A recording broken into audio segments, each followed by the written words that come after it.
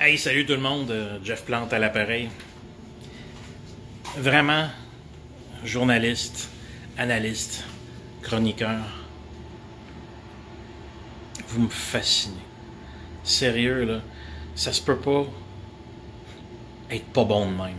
Ça se peut pas savoir lire, pas avoir de recul historique. Sérieux, là, je suis fasciné combien au Québec, nos chroniqueurs politiques sont mauvais.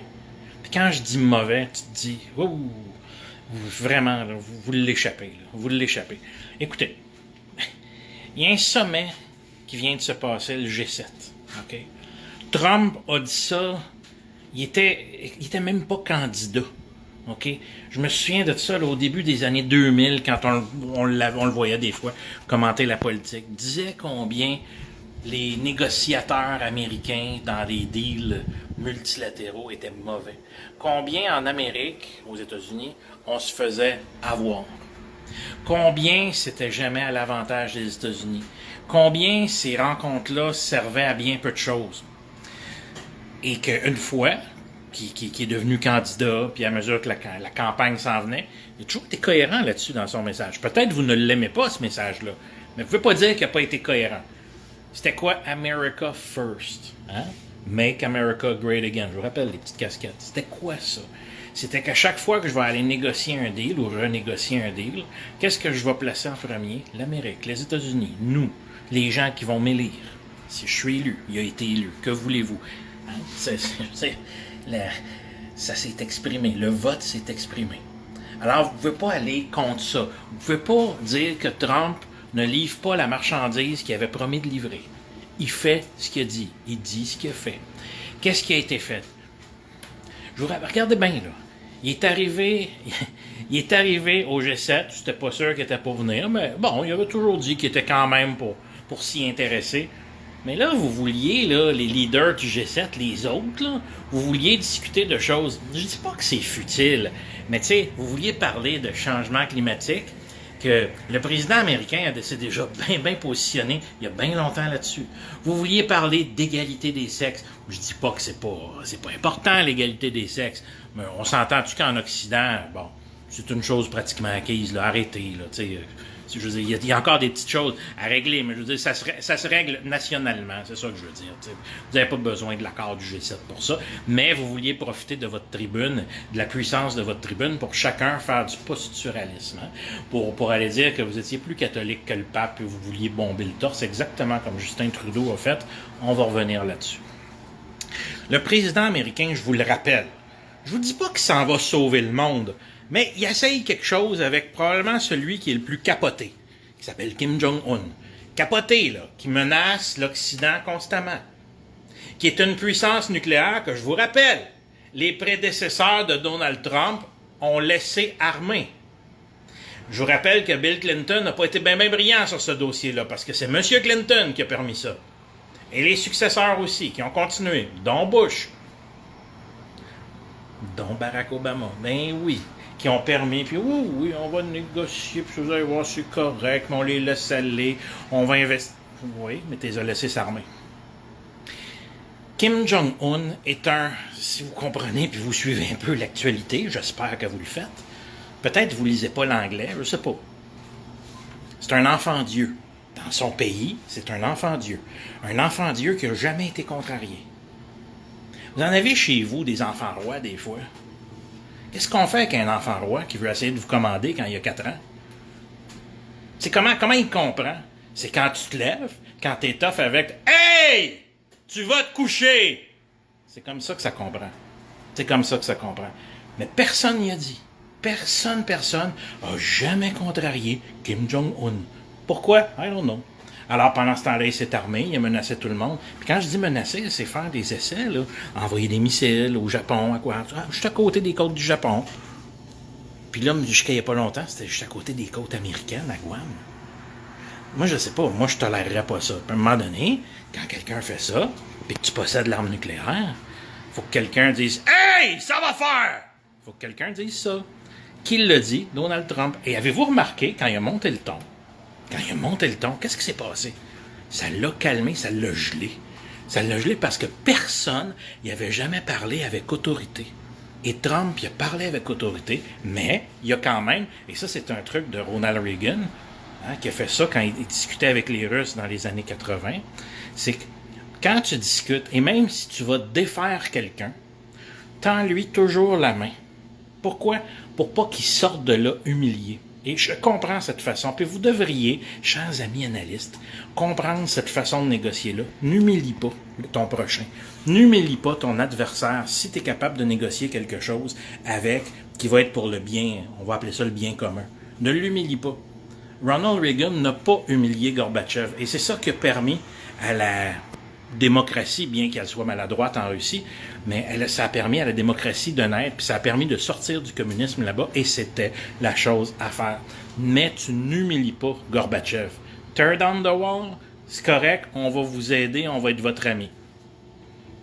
On pourrait en parler plus longtemps sur ce que Clinton a fait après ça comme un épais, mais bon, au moins Reagan et Bush père avaient fait la bonne chose avec Gorbatchev, puis au moins la Russie et les autres pays périphériques ont été capables de finalement se sortir du communisme, au grand désarroi de nos amis de Québec solidaire et de quelques journalistes qu'on connaît. Cela dit, qu'est-ce qu'a fait Justin Trudeau?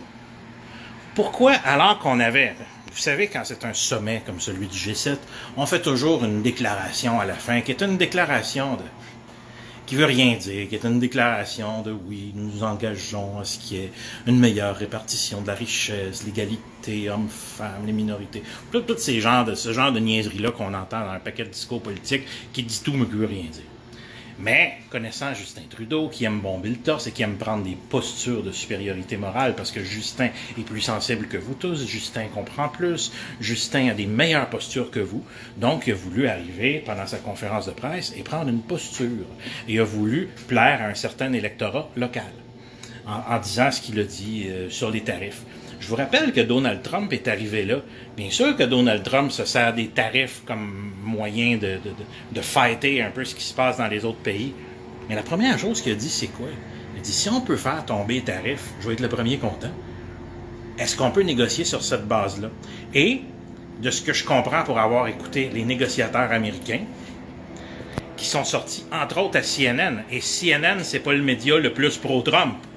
Et même à CNN, on se demandait, mais écoutez, il fait quoi Trudeau là, avec sa sortie stupide? Pourquoi Trudeau fait ça? Puis comprenez-vous le contexte?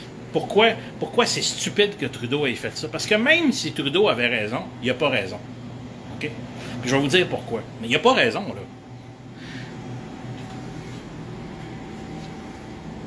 Trump s'en va à un sommet à Singapour, va rencontrer, comme je l'ai dit tantôt, le gars le plus capoté de la planète.